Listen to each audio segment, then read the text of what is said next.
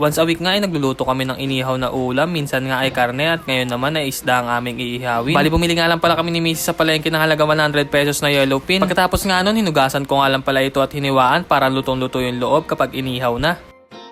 Pinahiran ko na nga rin pala siya ng seasonings para may pagka-umami flavor yung iihawin kong isda.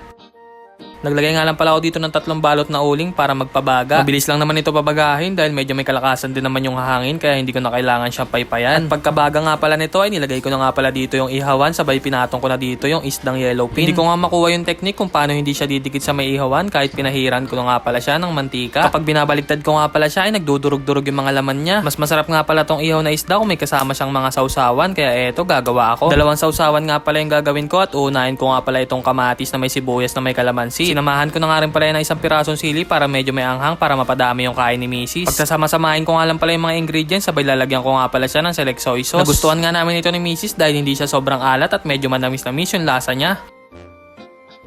Sunod ko naman ginawa yung sausawan na kinikrave ko. Natatakam kasi ako sa pipino kaya gagawa ako ng ensalada. Bali meron nga pala ako ditong pipino, sibuyas at 1 pirasong siling pula. Pagsasama-samahin ko nga lang pala sila lahat sa isang lalagyan tapos lalagyan ko nga pala sila nitong select sukang puti. Talaga naman sulit na sulit kami ni Mrs. sa bawat gamit nitong mga condiments. Naglagay na nga rin pala ako dito ng paminta, bechin, asin at konting asukal. Sabay hahalu-haluin ko nga lang pala siya at ilalagay sa rep para lumamig.